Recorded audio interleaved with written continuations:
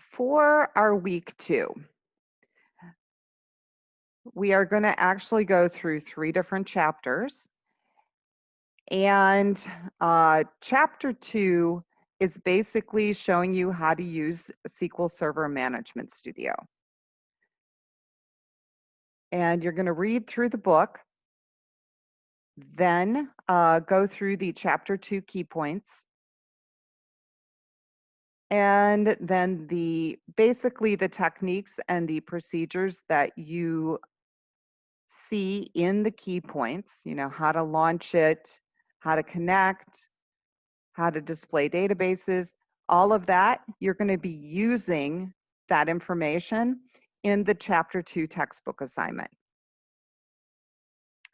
And I do have a video in here that'll kind of get you started on this assignment. I go through task 1. I go through a portion of task 2, basically through how to do all of those. And then from that point on, this is practice. Okay, so this is basically the same thing that I just showed you, but you're going to do it on your own. Okay, and then task 3 is totally on your own, but by the time you get down here, you should know how to answer these questions. Okay, so the whole purpose of this assignment is to familiarize yourself with SQL Server Management Studio. Okay, and it's important that you know how to use it because we're going to be using it throughout the semester. The second chapter we're going to go through is chapter 3. This deals with using select statements to retrieve information from tables. And so the key points go through all of the clauses that are in a select statement, how you format the statement. And the select statement for the majority of the class, that statement is the one we are going to use over and over and over again. I can't think of a week where you are not going to be using a select statement. Okay, so this is really important information. And as you go through here, there are some interactive examples where you can practice. And I'm a very hands-on instructor. I feel like the more you practice, the better you are going to be at creating your own select statements. Okay, so if you click on the link, okay, you'll see that there is a select statement here, which you can run. And then you can actually change it. So right now it's retrieving everything, but maybe you just want to see the customer name and the city. Okay, so you can limit the columns.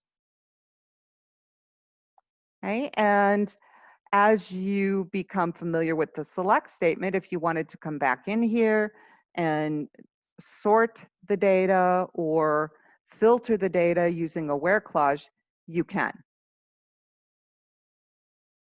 And let's go back. Okay, so basically the key points lecture, the purpose is to highlight the areas of the chapter that are important and also to give you these interactive links so that you can practice. You will get additional practice in the textbook assignment. The textbook assignments are typically directive, which means I have videos like I do here that walk you through how to do the different tasks. So you'll see I have a video for task 1, 2, and 3. Task 1 is simple select queries, and I try to create scenarios for you that you may encounter in business.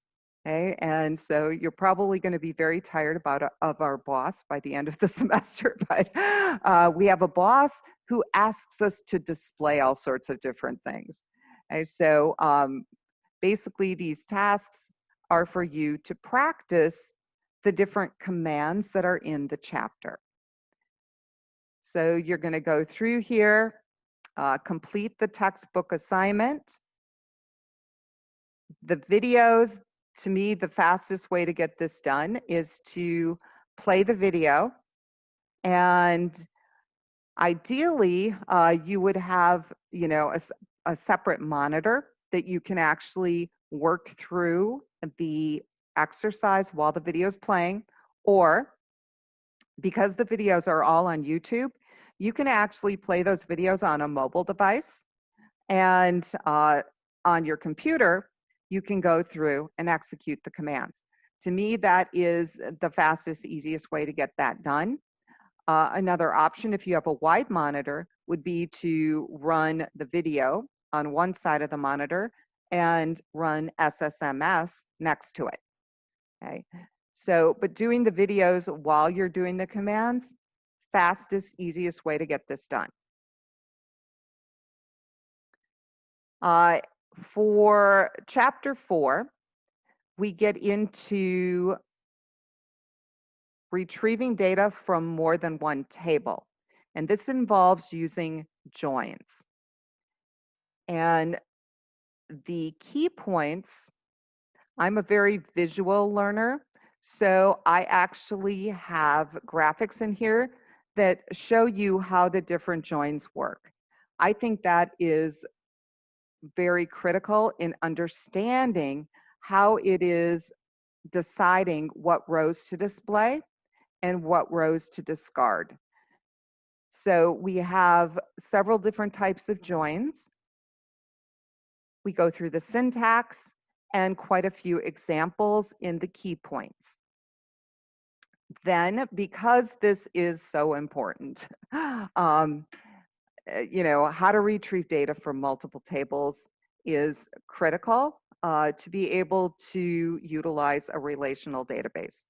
So there is a textbook assignment and a lab assignment. The textbook assignment is the same as the other ones.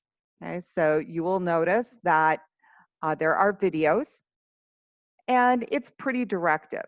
Okay, so this is designed for you to learn.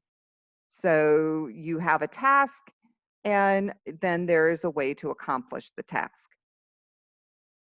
Okay, and you'll notice in this one, we have more tasks, so I took the videos and I put them at the top of each task. Okay, but by the time you're done, if you watch the videos, you do the tasks, you will be done with the assignment, and you will be able to upload it to the Moodle Dropbox.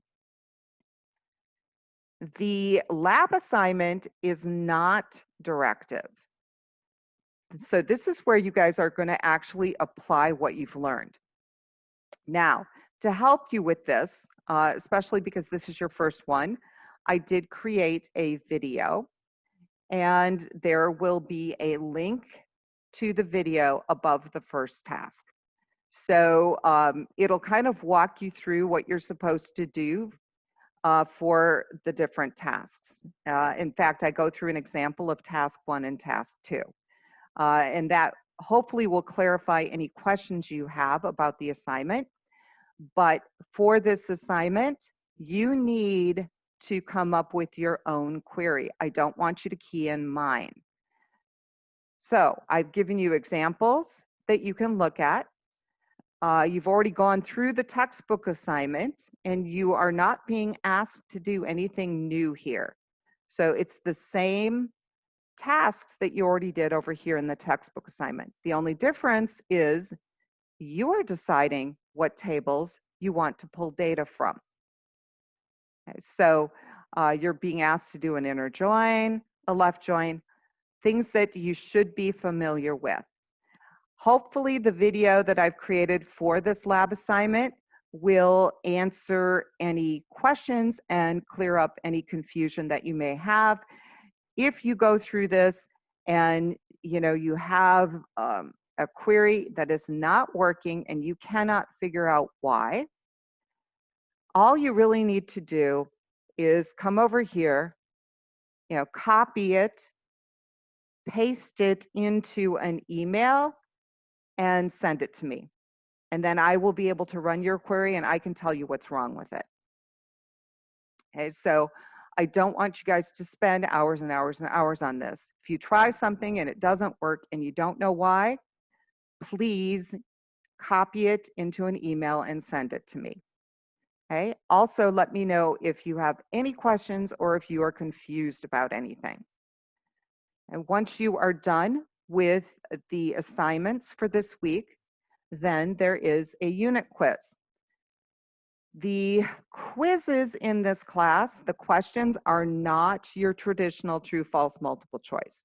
They are set up very similar to what you are going to see on the MTA exam. So that means that they're a little harder. They are open book, open note, and they do not have a time limit.